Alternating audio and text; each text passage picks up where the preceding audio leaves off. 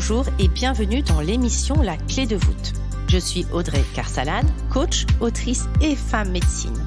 J'aide les entrepreneurs du nouveau monde à développer leur business les pieds dans la terre et la tête connectée aux étoiles. Un lundi sur deux, seul ou accompagné d'un invité, nous parcourons des chemins de vie puissants et singuliers, des réflexions vers une nouvelle vision du mot entreprendre en participant à l'éveil des consciences. La clé de voûte, le trait d'union entre le monde visible et invisible de l'entrepreneur conscient de ses actions et à l'écoute de son intuition.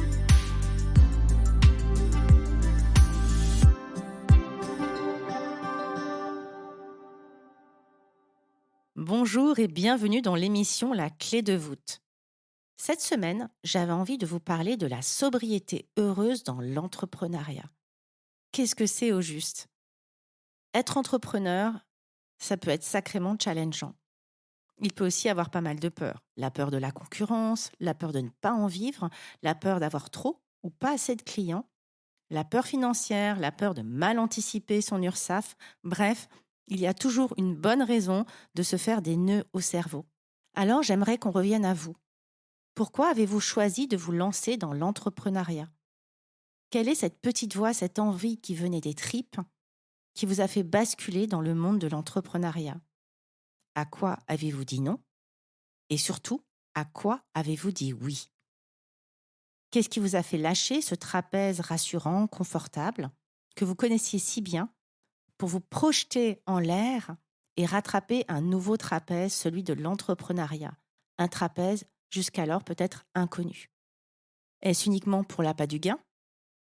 Est-ce par envie de revanche sur la vie ou tout simplement d'écraser toute forme de concurrence ? Ou la raison est-elle plus profonde, plus en lien avec une volonté réelle de donner plus de saveur, peut-être plus de sens à votre vie ?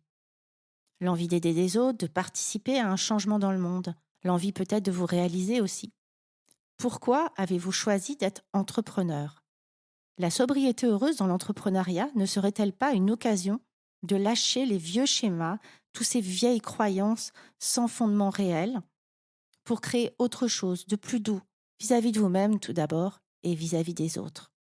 Alors oui, il y aura toujours des concurrents, des personnes qui seront sur le même segment que vous, qui proposeront peut-être des offres complètement similaires, mais sont-ils réellement vos concurrents ? Ou sont-ils des personnes comme vous ? Des personnes qui ont eu le courage de lâcher le trapèze pour attraper le suivant, tout comme vous. Peut-être d'ailleurs pour les mêmes raisons que vous, par envie de vibrer plus fort, par un besoin vital de liberté, de se retrouver et de donner sens à leur vie. Et l'argent dans tout ça. Alors oui, bien sûr, l'argent est un levier majeur dans notre société actuelle. Un peu comme le pas de bras, pas de chocolat, ou le c'est bien beau de vouloir mettre ta pierre à l'édifice dans le monde, mais si tu commençais déjà par payer tes factures. Ou comment rebasculer dans le regard de l'autre, de adulte à l'ado rebelle, complètement déconnecté de la vraie vie, avec un petit bonus pour tous ces gens qui nous regardent les yeux au ciel en disant « mais quand est-ce que tu vas grandir ?» Jamais en fait, ou en tout cas, pas comme tu le penses, pas comme tes schémas le voudraient. Peut-être que je ne vais pas chercher à amasser des pièces d'or comme l'oncle Picsou, car je n'ai rien de prouvé à la société. Je ne partirai pas dans la tirade. On connaît, bien entendu, plein de gens très riches et très malheureux. L'inverse est profondément vrai aussi. Ça n'a donc aucun sens. Et si je lâchais aussi le besoin de prendre ma revanche sur les jugements et les croyances des autres, sous peine de recréer une vie en fonction de leur schéma ? Alors oui, l'argent, bien sûr, et pas que. J'ai souhaité inviter Iris des Chroniques du Tarot, justement parce qu'elle propose une autre vision. Une vision de complète autonomie ou quasi complète autonomie. Une vision où elle pouvait se permettre de gagner profondément très peu d'argent réel et d'être dans une sobriété heureuse. Ce n'est pas la seule proposition et l'unique chemin à suivre, bien sûr. Je serais mal placée pour en parler. Je ne vis absolument pas dans une yourte et absolument pas en totale indépendance de la société. Simplement, je trouvais intéressant, via son interview, d'ouvrir d'autres possibilités, de changer nos croyances et de se dire que si on veut vraiment vivre en totale autonomie, peut-être que c'est possible. De revoir du coup cette vision de la notion d'argent dans l'entrepreneuriat et de trouver notre juste équilibre. Le juste équilibre qui, justement, peut continuer d'évoluer. L'entrepreneuriat ne nous change pas, il nous révèle. Et l'occasion aussi de regarder aussi sous différents angles notre rapport à la société et ce que l'on souhaite en créer. Personne n'a à nous dire si c'est bien ou pas bien de vivre dans une société matérialiste et d'être complètement accro aux dernières tendances. Simplement de porter un regard extérieur et du coup, peut-être renouer avec la notion de sobriété heureuse dans l'entrepreneuriat. Pour moi, la sobriété heureuse, c'est ressentir la joie au quotidien et trouver la paix avec son ego, la paix intérieure et la paix avec ses croyances. Co-créer avec ses croyances pour créer son monde de demain. Se reconnecter à ses besoins, ses vrais besoins, les siens et non ceux projetés par les autres. Alors c'est quoi la sobriété heureuse ?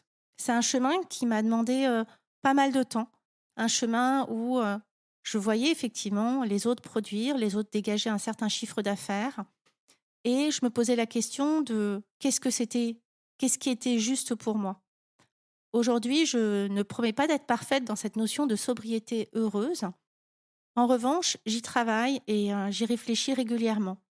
Dans cette notion de sobriété heureuse, l'entrepreneuriat prend énormément de place dans ma vie, par plaisir, par joie et par passion. Et cette sobriété heureuse, je la vois comme un tout, un pont entre ma vie personnelle, ma vie professionnelle, où finalement, tout vient se mélanger.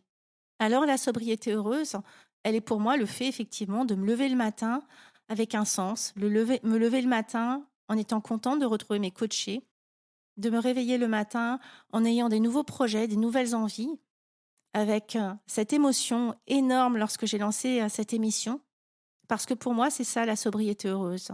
C'est investir dans des projets où on ne sait pas s'ils seront rentables en tant que tels, et aussi pouvoir se le permettre, parce que financièrement, il y a d'autres projets qui le sont davantage.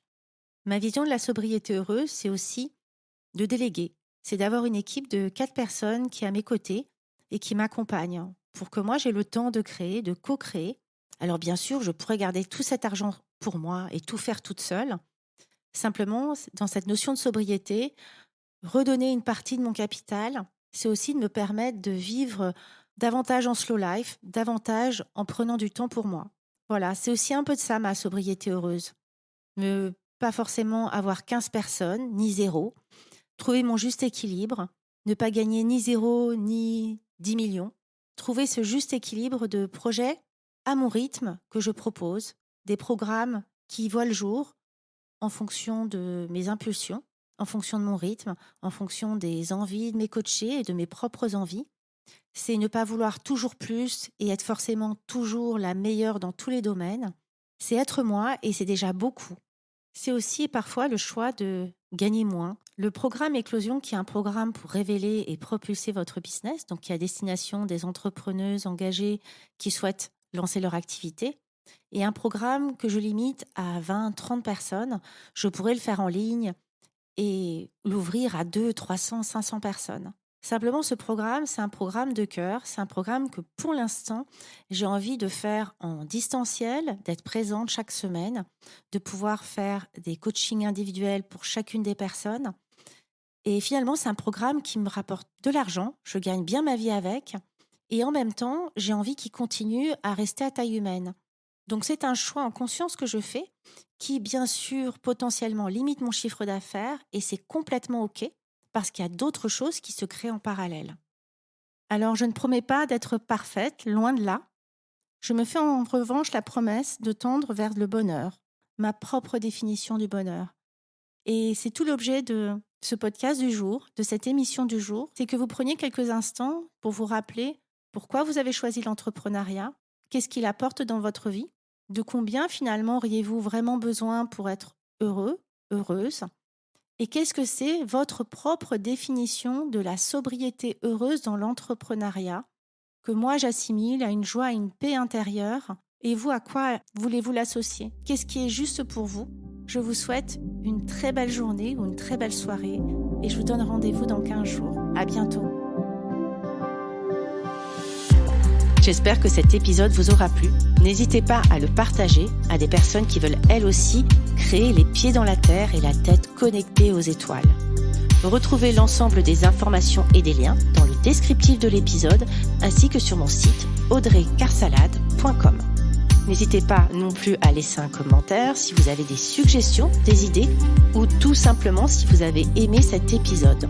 Pour cela, rien de plus simple, filez sur Apple Podcast et n'oubliez pas les petites étoiles. Retrouvez-moi aussi sur les réseaux sociaux sous le nom de Audrey Carsalade et à l'adresse contact@audreycarsalade.com. N'oubliez pas non plus de vous abonner à la Clé de voûte sur votre plateforme d'écoute podcast préférée pour être informé de la sortie du prochain épisode. Bonne semaine à tous et merci de votre écoute.